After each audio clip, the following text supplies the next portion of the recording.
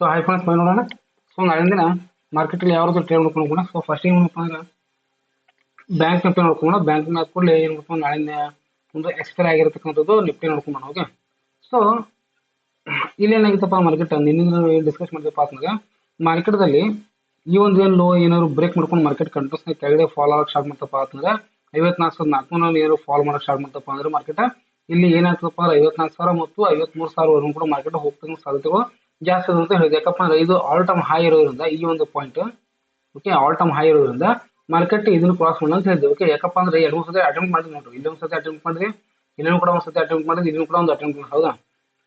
So ಇದು continuous ಮೇಲ್ಗಡೆ ಹೋಗಿಸಿಂದ ಇದು ಒಂದು ರೆಡ್ ಕ್ಯಾಂಡಲ್ ಆಗಿರೋದ್ರಿಂದ ಫಾಲ್ ಆಗುತ್ತೆ ಅಂತ ಹೇಳಕ್ ಬರ್ಲಕ್ಕಪ್ಪ. ನಿನ್ನಿಂದ ನಾವು ಏನ್ ಡಿಸ್ಕಸ್ ಮಾಡಿದ್ವಿ ಇದೊಂದು ರೆಡ್ ಕ್ಯಾಂಡಲ್ ಏನಪ್ಪ ಅಂದ್ರೆ ಪ್ರಾಫಿಟ್ ಬುಕ್ ಅಂತ ಹೇಳಿದೆ. ಓಕೆ ಸೊ ಇವತ್ತಿನ ನಾವು ಏನಂತಪ್ಪ ಅಂದ್ರೆ ಮಾರ್ಕೆಟ್ ಫ್ಲಾಟ್ ಆಗಿ ಓಪನ್ ಆಗಿ ಕೂಡ ಸ್ವಲ್ಪ ಕನ್ಸಲ್ಟೇಷನ್ ಆಗಿ ಕೆಳಗಿನ ಸೈಡ್ ಬ್ರೇಕ್ ಆದ್ರೂ ಕೂಡ ಈ ಒಂದೇನು ಪಾಯಿಂಟ್ ಏನಿದೆ ಈ ಪಾಯಿಂಟ್ ಏನಾಗಿರಪ್ಪ ಅಂದ್ರೆ ನಾನು ಕ್ಲೋಸಿಂಗ್ ಬಂದಿಲ್ಲ. ಓಕೆ ಸೊ ಹೀಗಾಗಿ ಏನ್ ಮಾಡ್ಬೇಕು ನಾವು ಒಂದು ಪಾಯಿಂಟ್ ಅನ್ನು ನಾವು ಅಬ್ಸರ್ವ್ ಮಾಡೋದಪ್ಪ ಅಂದ್ರೆ ಮಾರ್ಕೆಟ್ ಎಲ್ಲಿವರೆಗೂ ಈ ಒಂದು ಪಾಯಿಂಟ್ ಅನ್ನ ಬ್ರೇಕ್ ಮಾಡಂಗಿಲ್ಲ.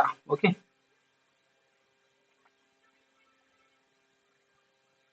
ಈ ಪಾಯಿಂಟ್ ಓಕೆ 54,500 ಈ 54,500 ಎಲ್ಲಿವರೆಗೂ ಇದು ಬ್ರೇಕ್ ಮಾಡಂಗಿಲ್ಲ ಅಲ್ಲಿವರೆಗೂ ಏನಾಗಿಲ್ಲಪ್ಪ ಮಾರ್ಕೆಟ್ ಕೆಳಗಿನ ಸೈಡ್ ಫಾಲ್ ಅಂತ ಹೇಳ್ಬೋದು. ಯಾಕಪ್ಪ ಅಂದ್ರೆ ನೋಡ್ರಿ ಇಲ್ಲಿನೂ ಕೂಡ ಒಂದು ಗ್ಯಾಪ್ ಅಪ್ ಆಗಿತ್ತು. ಓಕೆ ಇಲ್ಲಿನೂ ಕೂಡ ಸಪೋರ್ಟ್ ತಗೊಂಡಿತ್ತು, ಇಲ್ಲಿನೂ ಕೂಡ ಸಪೋರ್ಟ್ ತಗೊಂಡಿತ್ತು, ಇಲ್ಲಿನೂ ಕೂಡ ಸಪೋರ್ಟ್ ರೆಸಿಸ್ಟೆನ್ಸ್ ಇತ್ತು, ಇಲ್ಲಿನೂ ಕೂಡ ಒಂದು ಸಪೋರ್ಟ್ ತಗೊಂಡಿತ್ತು. ಹೇಗಿರ್ತಕ್ಕಂಥ ಸಪೋರ್ಟ್ ತಗೊಂಡೋದ್ರಿಂದ ಮಾರ್ಕೆಟ್ ನಾಳೆನೂ ಏನಾದ್ರು ಅಕಸ್ಮಾತ್ ಕಂಟಿನ್ಯೂಸ್ ಆಗಿ ಸೆಲ್ಲಿಂಗ್ ಗೊತ್ತಪ್ಪ ಓಕೆ ನಾಳಿನ ದಿನ ಏನಂದ್ರು ನಾಳಿನ ದಿನ ಕಂಟಿನ್ಯೂಸ್ ಸೆಲ್ಲಿಂಗ್ ಗೊತ್ತಪ್ಪ ಅಂತಂದ್ರೆ ಅವಾಗ ಏನಾಗ್ತದಪ್ಪ ಅಂತಂದ್ರೆ ನೆಕ್ಸ್ಟ್ ಫ್ರೈಡೇ ಅವಾಗ ನಮ್ಗೆ ಕಂಟಿನ್ಯೂಸ್ ಆಗಿ ಫಾಲ್ ನೋಡತಕ್ಕಂಥ ಸಾಧ್ಯತೆಗಳು ಜಾಸ್ತಿ ಇರುತ್ತೆ. ಒಂದ್ ವೇಳೆ ಏನಾದ್ರು ನಾಳಿನ ದಿನ ಏನಾದ್ರು ಸೆಲ್ಲಿಂಗ್ ಬರ್ಲಿಲ್ಲಪ್ಪ ಅಂತಂದ್ರೆ ಸ್ವಲ್ಪ ಇಲ್ಲಿ ಕನ್ಸೋಲೇಷನ್ ಆಗಿ ಡೈರೆಕ್ಟ್ ಆಗಿ ಈ ರೀತಿ ಮಾರ್ಕೆಟ್ ಮೂವ್ಮೆಂಟ್ ಆಗಿ ಇಲ್ಲಿ ಏನಾದ್ರು ಒಂದು 55,000 ಅಥವಾ 55,200 ಏನಾದ್ರು ಮಾರ್ಕೆಟ್ ಕ್ಲೋಸ್ ಮಾಡ್ತಪ್ಪ ಅಂದ್ರೆ ಮತ್ತೆ ನಾವು ಬುಲಿಶದಲ್ಲಿ ಮಾರ್ಕೆಟ್ ಇದೆ ಅಂತ ನಾವು ಒಂದು ಅಸಂಪ್ಷನ್ ಮಾಡ್ಬೋದು. ಯಾಕಪ್ಪ ಅಂದ್ರೆ ಮಾರ್ಕೆಟ್ ಎಲ್ಲಿವರೆಗೂ ಈ ಒಂದು ಕ್ರಾಸ್ ಮಾಡಂಗಿಲ್ಲ. ಓಕೆ 55,500 ಎಲ್ಲಿವರೆಗೂ ಕ್ರಾಸ್ ಮಾಡಿಲ್ಲ ಅಲ್ಲಿವರೆಗೂ ಏನಾಗಿರಪ್ಪ ನಾವು ಹೆವಿ ಆಗಿರ್ತಕ್ಕಂಥ ಬುಲಿಶ್ ಬಂದರ ಅಂತ ನಾವು ಹೇಳಕ ಇಲ್ಲಿ ಬರಂಗಿಲ್ಲ. ಯಾಕಪ್ಪ ಅಂದ್ರೆ ನೋಡ್ರಿ ಇಲ್ಲಿ ಕಂಟಿನ್ಯೂಸ್ ಆಗಿ ಇಲ್ಲಿ ರೆಸಿಸ್ಟೆನ್ಸ್ ಸಪೋರ್ಟ್ ತಗೊಂತಾ ಇರೋದ್ರಿಂದ ಮಾರ್ಕೆಟ್ ನೋಡಿ ಇಲ್ಲಿನೂ ಕೂಡ ಮೇಲ್ಗಡೆ ರೆಸಿಸ್ಟೆನ್ಸ್ ತಗೊಂಡಿತ್ತು, ಇಲ್ಲಿನೂ ಕೂಡ ರೆಸಿಸ್ಟೆನ್ಸ್ ತಗೊಂಡಿತ್ತು. ಸೊ ಹೀಗಾಗಿ ಏನ್ ಮಾಡ್ಬೋದಪ್ಪ ಅಂತಂದ್ರೆ 54,500 ಮತ್ತು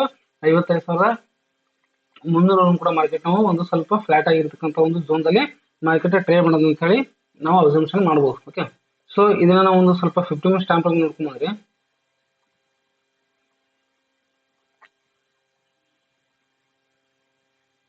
ನೋಡ್ರಿ ಮಾರ್ಕೆಟ್ ಏನಪ್ಪಾ ಅಂದ್ರೆ ಸ್ವಲ್ಪ ನೀವು ಅಬ್ಸರ್ವ್ ಮಾಡಿದ್ರೆ ಇಲ್ಲಿ ಏನಪ್ಪಾ ಅಂತಂದ್ರೆ 54,600 ಒಂದು ಮೇನ್ ಪಾಯಿಂಟ್ ಇದೆ ಹೌದಾ.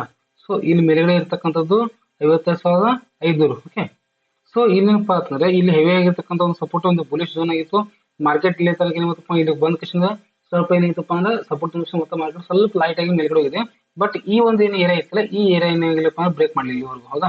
ಈ 54,900 ಏನಿಲ್ಲ ಈ ಒಂದು ಏರಿಯಾ ಏನಾಗಿಲ್ಲಪ್ಪ ಅಂದ್ರೆ ಇನ್ನ ಬ್ರೇಕ್ ಮಾಡಲ್ಲ. ನಾಳೆ ದಿನ ಏನಾದ್ರು ಮಾರ್ಕೆಟ್ ಮತ್ತೆ ಈ ಒಂದು ಸ್ಪೇಸ್ ಅಲ್ಲಿ ಏನಾದ್ರು ಮಾರ್ಕೆಟ್ ಓಪನ್ ಆಗಿಸಿದ ಈ ಒಂದು ಸ್ಪೇಸ್ ಮಾರ್ಕೆಟ್ ಓಪನ್ ಆಗಿ ಕನ್ಸೋಲೇಷನ್ ಆಗಿ ಕೆಳಗಿನ ಸಲ ಬ್ರೇಕ್ ಮಾಡಿ ಮತ್ತೆ ಇಲ್ಲಿ ಕನ್ಸೋಲೇಷನ್ ಆಗಿ ಕೆಳಗಿನ ಸಲ ಬ್ರೇಕ್ ಮಾಡ್ತಪ್ಪ ಅಂದ್ರೆ ಅವಾಗ ಏನಾಗ್ತದಪ್ಪ ಅಂದ್ರೆ ಮಾರ್ಕೆಟ್ ಅಲ್ಲಿ ನಮ್ಗೆ 54,400 ಮತ್ತು 54,000 ಮತ್ತು 50 ಕೆಳಗಿನ ಸೈಡ್ ಜಾಸ್ತಿ ಇದಾವ. ಓಕೆ ಕೆಳಗಿನ ಸೈಡ್ ಜಾಸ್ತಿ ಇದಾವ. ಒಂದು ಏನಾದ್ರು ಮತ್ತೆ ಇಲ್ಲಿ ಕನ್ಸೋಲೇಷನ್ ಆಗಿ ಮೇಲಿನ ಸೈಡ್ ಬ್ರೇಕ್ ಮಾಡ್ತಪ್ಪ ಅಂದ್ರೆ ಫಸ್ಟ್ ಟಾರ್ಗೆಟ್ ಯಾವ್ದಪ್ಪ ಅಂತಂದ್ರೆ ನಮಗೆ ಇದು ಇರುತ್ತೆ 55,100 ಫಸ್ಟ್ ಟಾರ್ಗೆಟ್ ಇರುತ್ತೆ. ಅದನ್ನು ಕೂಡ ಬ್ರೇಕ್ ಮಾಡ್ಕೊಂಡು ಮೇಲಿನ ಸೈಡ್ ಹೋಗ್ತಪ್ಪ ಅಂತಂದ್ರೆ ಮತ್ತೆ ಮಾರ್ಕೆಟ್ ಎಲ್ಲಿವರೆಗೂ ಹೋಗ್ತಪ್ಪ ಅಂತಂದ್ರೆ 55,300 ಕೂಡ ಮಾರ್ಕೆಟ್ ಹೋಗ್ತಕ್ಕಂಥ ಸಾಧ್ಯತೆಗಳು ಇಲ್ಲಿ ಜಾಸ್ತಿ ಇದಾವೆ ಹೌದಾ. 55,300 ಕೂಡ ಮಾರ್ಕೆಟ್ ಹೋಗ್ತಕ್ಕಂಥ ಸಾಧ್ಯತೆಗಳು ಜಾಸ್ತಿ ಇರೋದ್ರಿಂದ ಮಾರ್ಕೆಟ್ ಅಲ್ಲಿ ಏನ್ ಮಾಡೋದ್ರಪ್ಪ ಅಂತಂದ್ರೆ ಸ್ವಲ್ಪ ನೀವು ನಿಧಾನವಾಗಿ ಮಾರ್ಕೆಟ್ ಅಲ್ಲಿ ಟ್ರೇಡ್ ಮಾಡೋದು ತುಂಬಾನೇ ಒಳ್ಳೆದಂತ ಹೇಳಿ ನನ್ನ ಒಂದು ಅಭಿಪ್ರಾಯ. ಓಕೆ ಸೊ ಅದೇ ರೀತಿಯಾಗಿ ನಾವು ನಿಫ್ಟಿ ನೋಡ್ಕೊಂಡ್ರೆ ನಿಫ್ಟಿ ಒಳಗೆ ಏನಪ್ಪಾ ನಾಳಿನ ದಿನ ಒಂದ್ ಸ್ವಲ್ಪ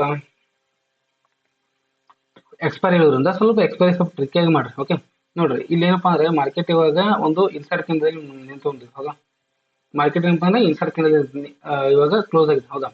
ಮಾರ್ಕೆಟ್ ಇದನ್ನ ಏನಾದ್ರು ಮಿಲಿಯನ್ ಸಹ ಬ್ರೇಕ್ ಮಾಡ್ತಪ್ಪ ಅಂದ್ರೆ ಅವಾಗ ಹೆವಿ ಆಗಿರ್ತಕ್ಕಂಥ ಬಯರ್ಸ್ ಬರ್ತಾರೆ. ಮತ್ತೆ ಮಾರ್ಕೆಟ್ ಇದನ್ನ ಏನಾದ್ರು ಕನ್ಸೋಲೇಷನ್ ಆಗಿ ಕೆಳಗಿನ ಸಹ ಬ್ರೇಕ್ ಮಾಡ್ತಪ್ಪ ಅಂದ್ರೆ ಅವಾಗ ಹೆವಿ ಆಗಿರ್ತಕ್ಕಂಥ ಇಲ್ಲಿ ಸೆಲ್ಲರ್ಸ್ ಬರ್ತಾರೆ. ಸೊ ಎಲ್ಲಿವರೆಗೂ ಇದನ್ನು ಲೋ ಬ್ರೇಕ್ ಮಾಡಂಗಿಲ್ಲ ಎಲ್ಲಿವರೆಗೂ ಇದನ್ನ ಹೈ ಬ್ರೇಕ್ ಮಾಡಂಗಿಲ್ಲ ಅಲ್ಲಿವರೆಗೂ ಇಲ್ಲಿ ನಮ್ಗೆ ಕರೆಕ್ಟ್ ಆಗಿ ಇರ್ತಕ್ಕಂಥ ಒಂದು ಡೈರೆಕ್ಷನ್ ದಲ್ಲಿ ಮಾರ್ಕೆಟ್ ಮೂವ್ಮೆಂಟ್ ಸಿಗಂಗಿಲ್ಲ. ಓಕೆ ಆಮೇಲೆ ಮಾರ್ಕೆಟ್ ದಲ್ಲಿ ನಾಳಿನ ದಿನ ಈ ಒಂದು ಏರಿಯಾ ಮತ್ತು ಈ ಒಂದು ಏರಿಯಾ ಏನದಲ್ಲ ಕನ್ಸೋಲೇಷನ್ ಆಗಿರ್ತಕ್ಕಂಥ ಏರಿಯಾ ಇದು ತುಂಬಾ ಇಂಪಾರ್ಟೆಂಟ್ ಆಗಿರ್ತಕ್ಕಂಥ ಹೌದಾ. ಸೊ ಮಾರ್ಕೆಟ್ ಏನಾದ್ರು ಈ ಒಂದು ಏರಿಯಾದಲ್ಲಿ ಏನಾದ್ರು ಮಾರ್ಕೆಟ್ ಬಂತಪ್ಪ ಅಂದ್ರೆ ಮಾರ್ಕೆಟ್ ದಲ್ಲಿ ಏನಾಗ್ತಪ್ಪ ಅಂದ್ರೆ ಮತ್ತೆ ಒಂದು ದಿವಸ ಪೂರಾ ಕನ್ಸೋಲೇಷನ್ ಆಗಿ ಮಾರ್ಕೆಟ್ದಲ್ಲಿ ಟೈಮ್ ವೇಸ್ಟ್ ಮಾಡ್ತಕ್ಕಂಥ ಸಾಧ್ಯತೆ ಕೂಡ ಇಲ್ಲಿ ಜಾಸ್ತಿ ಇರ್ತಾವೆ. ಓಕೆ, ಸೊ ಇದನ್ನ ಒಂದು ಸ್ವಲ್ಪ 15 ಮಿನಿಟ್ಸ್ ಟೈಮ್ ಮಾಡ್ಕೊಂಡ್ರೆ ನಿಮ್ಗೆ ಈಸಿ ಆಗುತ್ತೆ ನೋಡ್ರಿ. ಟೋಟಲ್ ಆಗಿ ಏನಾಗಿತ್ತಪ್ಪ ಅಂದ್ರೆ ಮಾರ್ಕೆಟ್ ಇಲ್ಲಿ ಒಂದು ಹೈ ಮಾಡಿತ್ತು, ಇಲ್ಲಿ ಒಂದು ಏನಾಗಿತ್ತಪ್ಪ ಅಂದ್ರೆ ಇಲ್ಲಿ ಲೋ ಮಾಡಿತ್ತು, 24,400 ಲೋ ಮಾಡಿತ್ತು, ಮತ್ತೆ 24,950 ಒಂದು ಹೈ ಮಾಡಿತ್ತು. ಓಕೆ, ಸೊ ಮಾರ್ಕೆಟ್ ಏನಪ್ಪ ಅಂದ್ರೆ ಇಲ್ಲಿ ಒಂದು ಲೋ ಮತ್ತೆ ಇಲ್ಲಿ ಒಂದು ಹೈ.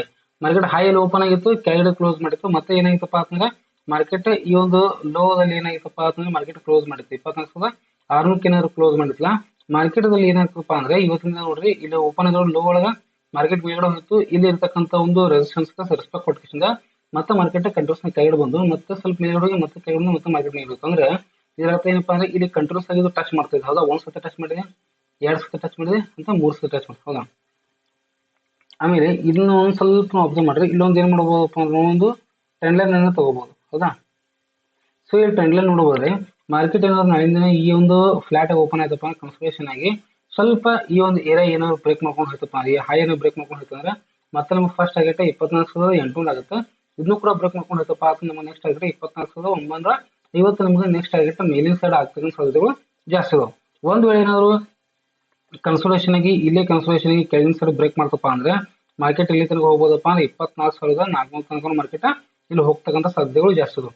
ಆದ್ರೆ ಒಂದ್ ವೇಳೆ ಏನಾದ್ರು ಈ ಲೆವೆಲ್ ಏನಿದೆ ಈ ಲೆವೆಲ್ ಕೆಳಗಡೆ ಏನಾದ್ರು ಮಾರ್ಕೆಟ್ ಗ್ಯಾಪ್ ಓಪನ್ ಆಗಿ ಸ್ವಲ್ಪ ಮೇಲ್ಗಡೆ ಹೋಗಿ ಮತ್ತೆ ಕೆಳಗಡೆ ಬಂದು ಈ ರೀತಿ ಕನ್ಸಲ್ಟೇಷನ್ ಚಾಲು ಆಯ್ತಪ್ಪ ಅಂದ್ರೆ ಈ ಒಂದು ಏರಿಯಾ ಬ್ರೇಕ್ ಮಾಡ್ಕೊಂಡು ಮತ್ತೆ ಎಲ್ಲಿ ತನಕ ಹೋಗ್ಬೋದಪ್ಪ ಅಂದ್ರೆ ಮಾರ್ಕೆಟ್ 24,300 ಮತ್ತು 24,200 ಈ ಎರಡು ಏರಿಯಾವನ್ನ ನಾಳಿನ ದಿನ ಏನ್ ಮಾಡೋದಪ್ಪ ಅಂದ್ರೆ ಮಾರ್ಕೆಟ್ ರೀಚ್ ಮಾಡೋದಕ್ಕೆ ಸಾಧ್ಯತೆಗಳು ಇಲ್ಲಿ ಜಾಸ್ತಿ ಇರ್ತಾವೆ. ಓಕೆ, ಸೊ ಹೀಗೆ ಏನ್ ಮಾಡ್ರಪ್ಪ ಅಂದ್ರೆ ನಾಳಿನ ದಿನ ಮಾರ್ಕೆಟ್ ಸ್ವಲ್ಪ ಟ್ರಿಕ್ ಆಗಿ ನೀವು ಟ್ರೇಡ್ ಮಾಡೋದು ತುಂಬಾನೇ ಒಳ್ಳೇದು. ಓಕೆ, ಬಾಯ್.